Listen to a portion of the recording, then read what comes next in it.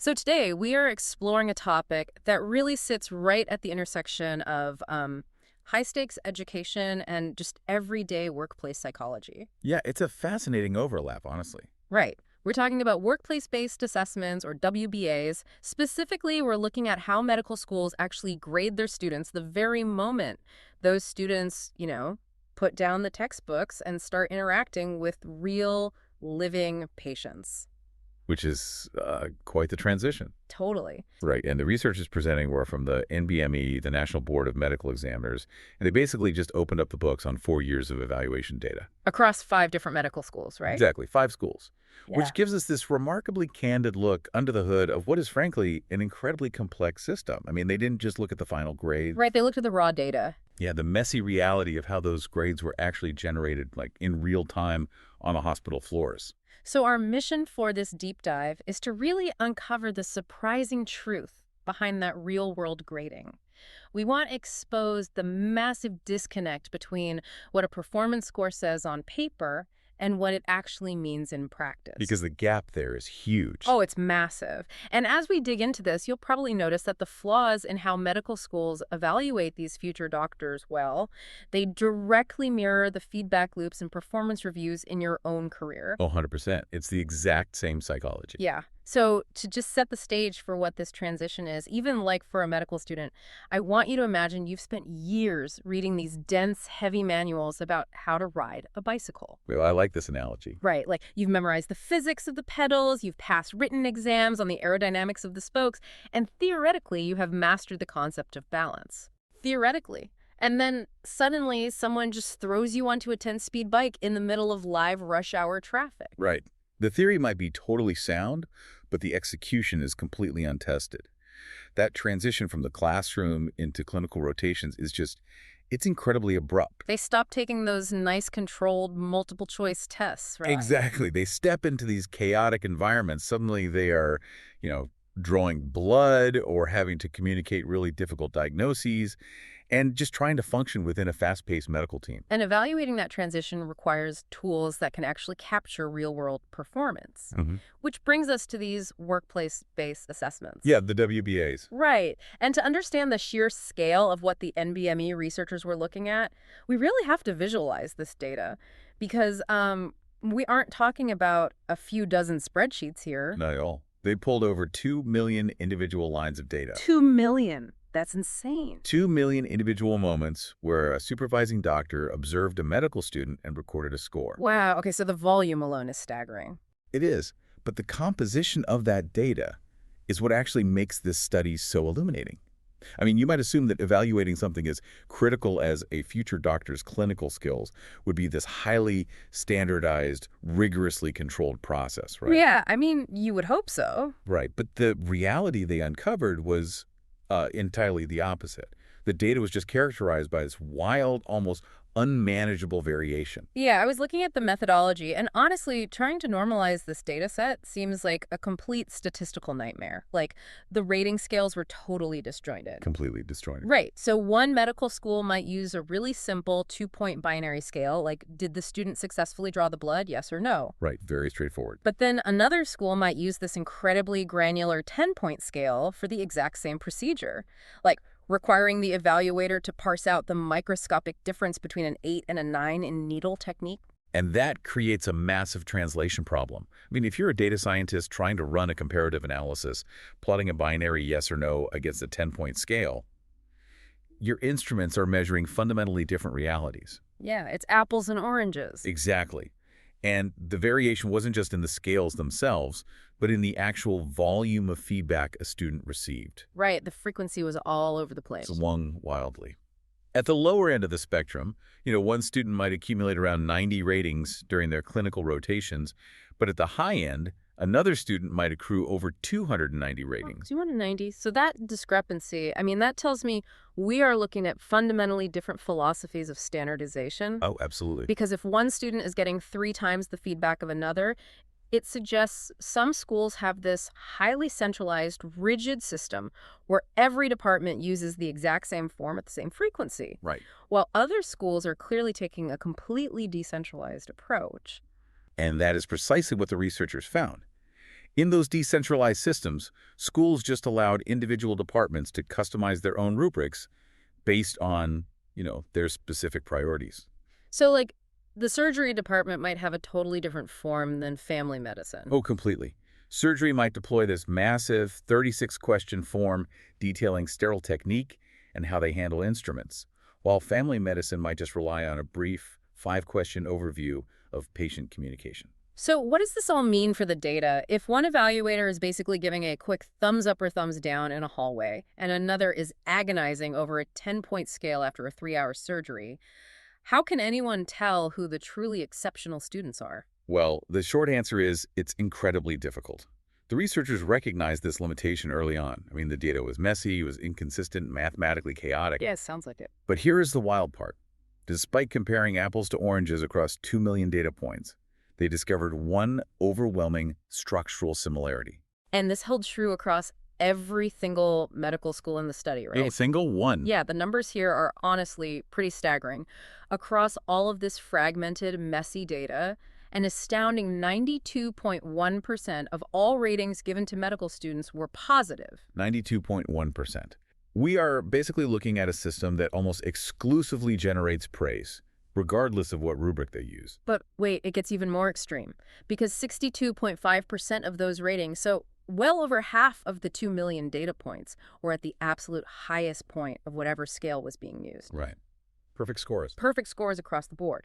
And conversely, less than 1% of the ratings actually utilized the lowest point on the scale. Right. And to really contextualize why that is so alarming, we have to look at what specific skills were being evaluated here. Okay, let's break that down. So the researchers categorized the assessments into areas like clinical reasoning, communication, and teamwork.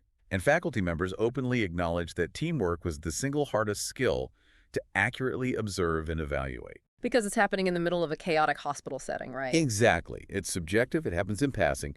Yet, teamwork consistently received the absolute highest scores in the entire data set. Wait, so the skill they admit is the hardest to actually measure is the one getting the most perfect scores. Yep. That sounds like a default setting, not an actual evaluation. It is a default setting.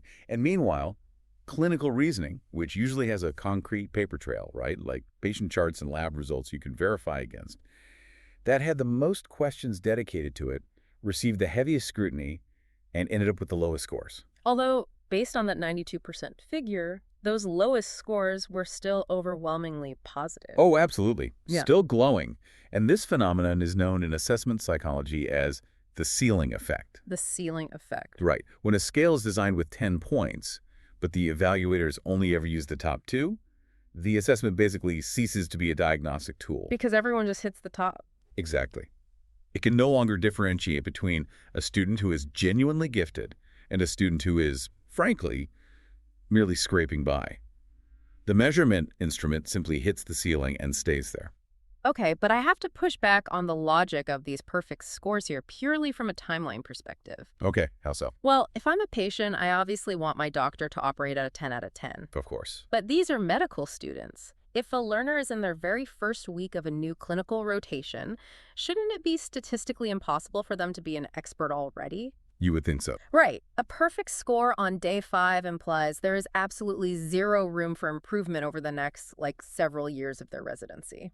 And that timeline contradiction is really the core of the problem here.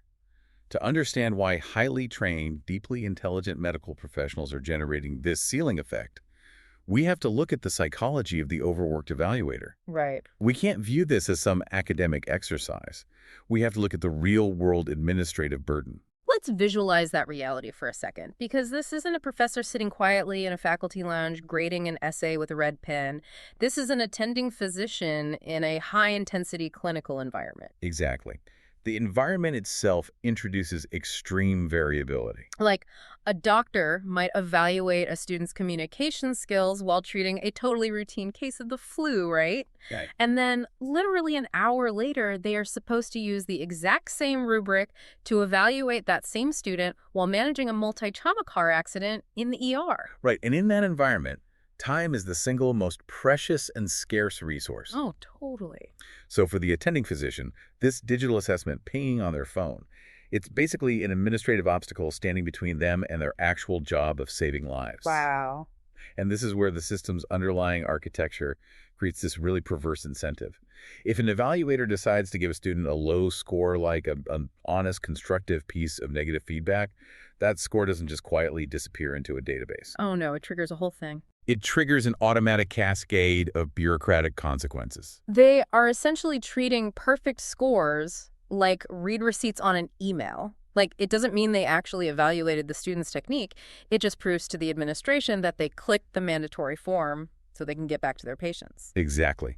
Which means the system has inadvertently weaponized honesty. Weaponized honesty. I like that phrase. It's true. Giving a low score typically mandates this exhaustive, documented remediation process. The doctor might be required to schedule a 3-hour follow-up conversation with that student. 3 hours. Who has time for that? Nobody. They have to draft a performance improvement plan, defend their evaluation to the medical school's administration. Just for giving a low score. Right. So when you are forced to choose between managing a busy ward and initiating a massive administrative headache over a student's, mediocre needle technique, the path of least resistance is just to click the highest score straight down the rubric and move on. That explains the numerical data perfectly. But the researchers also found this fascinating behavioral pattern when they looked at the qualitative data, right? Like the written comments the doctors were leaving on these forms. Yes. They noticed a very distinct pivot. Right, the qualitative pivot. So if an evaluator was looking at a student and genuinely couldn't bring themselves to praise the student's actual medical execution, they would just completely sidestep the clinical criteria. They'd pivot to praising their student skill. Exactly. Evaluators would avoid documenting that a student mismanaged a complex diagnosis. Instead, the written feedback would focus entirely on pleasant irrelevancies. Right, like, oh, the student arrived early to rounds. I have an incredibly positive attitude. They build great rapport with the nursing staff. Exactly. So it's kind of like reading a restaurant review where the kitchen served completely raw chicken, but the reviewer doesn't want to hurt the chef's feelings, so the review just says, the wait staff had impeccably ironed uniforms and the ice water was wonderfully cold. That is a perfect analogy. You are providing glowing praise, but you are deliberately dodging the core competency you are supposed to be evaluating. Because the psychological safety of the evaluator is being prioritized over the professional development of the learner. Precisely. Avoiding that friction might save the attending physician a 3-hour remediation meeting, but it creates this massive, dangerous delusion for the student who is actually receiving the feedback. Okay, let's dig into that delusion for a second, because this is where the medical school data maps so perfectly onto everyday corporate performance structures. Oh, definitely. Because almost every single grade given out is a 9 or a 10, the entire scale gets compressed into this tiny margin at the very top. And this scale compression alters reality for the person being evaluated. I mean, consider a medical student who receives an 8 out of 10 on a clinical assessment. Well, in a normal, uncompressed world, that student thinks, great, 80% is a solid B-. I'm doing fine, I have a few things to work on, but I'm comfortably in the middle of the pack. Right. But the faculty member who assigned that score is operating in a compressed reality. Because everyone else gets a 10. Exactly. Yeah. To that evaluator, an 8 is actually the lowest score they have handed out all month. In their mind, assigning an 8 means this student is struggling severely. They're sitting in the bottom 3% of their cohort. So think about your own job reviews for a second. All right. Have you ever received a meets expectations rating from your boss and walked out feeling totally secure in your job? Most people have. Right. But what you don't realize is that in your company's highly compressed, hyper-competitive culture, if you aren't receiving exceeds expectations, your manager actually considers you a low performer. And you might be first in line for the next round of layoffs. Exactly. It's a devastating disconnect. The sender and the receiver of the feedback are interpreting the exact same number in fundamentally different ways. And the NBME researchers highlighted that overcoming this requires aggressive level setting. Level setting. So what does that look like in practice? It means if a medical program expects a novice student to score a 4 out of 10 during their first week and an 8 out of 10 by the end of their third year, that timeline has to be explicitly mapped out and communicated to both the faculty and the students. Because without that level setting, a first-year student gets a 10 on day 1 and just assumes they've already peaked. Right. The system is actively telling them they are flawless, which effectively kills any intrinsic motivation to refine their skills or seek out harder challenges. So an assessment is really only as valuable as the shared understanding of its scale? If the scale is a secret, the assessment is basically useless. Right. Okay, so if the problem is so evident, I mean, we have overworked evaluators, we have flawed rubrics, and students living in this delusion of perfection, there has to be a breaking point where institutions realize their data is garbage.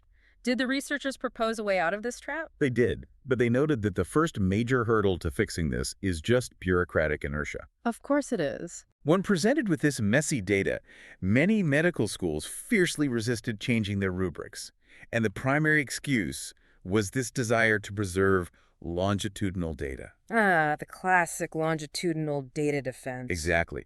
Administrators wanted to maintain the ability to track trends over a 10-year period, which meant they refused to alter the questions they had been asking for the last decade. I love how the researchers actually called their bluff on this, though. It was brilliant. Because they found that almost nobody at these institutions is actually running those longitudinal analyses. Nope.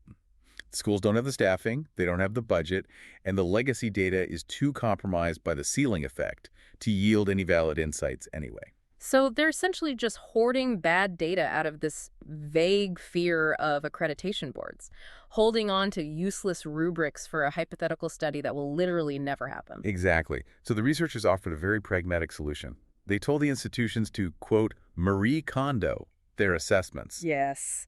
Does this rubric spark joy? Basically. Take a hard look at your evaluation rubrics. Does holding on to this specific 10-point scale or this giant 36-question form bring you useful, actionable insights? And if the answer is no, throw it out. Throw it out. The goal should be to drastically reduce the cognitive load for the evaluator. If you present an exhausted doctor with fewer, highly targeted questions, you are far more likely to receive honest, calibrated answers. The beauty of this deep dive is how seamlessly these principles apply to entirely different industries, too. I mean, the researchers specifically pointed to career technical education as a prime example here. Yes, the CTE parallel is fantastic. So imagine a community college running a certification program for heavy-duty diesel mechanics. The assessment parallels there are really striking. Right, because a diesel mechanic diagnosing a catastrophic failure in an engine block, that relies on deeply technical hard skills. But when that mechanic has to wipe their hands, walk out to the waiting room, and deliver the bad news to a customer, explaining that their transmission is destroyed and it's going to cost $10,000 to fix, they are relying on the exact same interpersonal soft skills and bedside manner required of a doctor delivering a tough medical diagnosis. It's the exact same skill set. And if the technical program's assessment only measures whether the mechanic successfully reassembled the engine, but completely ignores how they communicated the failure to the client, then the assessment is failing to measure the holistic reality of the profession. Exactly. Assessment design requires a rigorous understanding of what you are actually trying to test, which brings us to what the researchers called the sports math problem. Oh, the sports math problem. This is such a great example of structural bias in testing. It really is. So imagine a student sitting down for an advanced statistics exam. The mathematical concepts are rigorous, they're sound, but the test creator has framed every single word problem around baseball. Right. So the questions require calculating batting averages, earned run averages, and the probability of a wild pitch. And so a student takes that exam and completely bombs it. The teacher looks at the score and concludes, well, the student doesn't understand statistics. Right. But the reality is the student understands the math perfectly. They just grew up in a country where baseball isn't played, and they have no idea what a wild pitch even is. Right. The test was designed to measure hard math skills, but it accidentally measured the student's cultural fluency in an American sport. You end up measuring the wrong variable. And in a workplace-based assessment, whether you are on a surgical floor or in an auto repair shop, measuring the wrong variable has severe consequences. Very severe. And that highlights this genuinely terrifying possibility for me. A student could theoretically compensate for a dangerous lack of hard skills, like consistently misinterpreting X-rays or failing to identify a blown gasket, simply by possessing a highly charismatic personality. If they are charming, if they're punctual, and the attending physician just likes them, the evaluator might give them a 10 across the board, completely burying a critical technical failure beneath a halo of good social behavior. And that is the ultimate danger of a poorly designed assessment. If an evaluation instrument allows social charm to mask technical incompetence, that instrument is not just flawed, It is actively dangerous. It has to go. It must be discarded. Right. A robust assessment system forces the evaluator to separate the interpersonal performance from the technical execution, ensuring that neither one obscures the other. Evaluating human performance in real-world environments is incredibly messy. So messy. Whether you are navigating clinical rotations in a high-stakes hospital, diagnosing engines in a noisy shop, or just trying to decipher what meets expectations really means during your annual corporate review, you have to look past the superficial numbers. You have to dig beneath the compressed 10 out of 10 to locate the actual mechanism of feedback. I completely agree. And for anyone listening who is in a position of learning or transitioning into a new role, the key takeaway here is to actively seek out constructive friction. Constructive friction. I love that. Perfect score on your first day is not a validation of your genius. It is a structural red flag. Yeah. It indicates that the system is not designed to push you, or that your evaluator is simply too overwhelmed to provide you with the truth. Growth requires stepping out of that psychological safety net and asking for the uncomfortable feedback that others are just too busy to volunteer. Which brings us to a final thought for you to mull over today. Think back to that overworked attending physician, handing out a perfect score just to avoid the bureaucratic nightmare of a remediation meeting.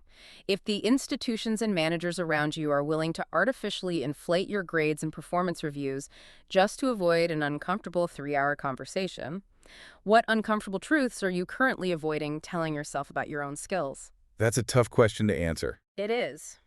Are you coasting on a 10-speed bike in the middle of real traffic, assuming you are an expert simply because no one has had the time to stop and tell you you're doing it wrong?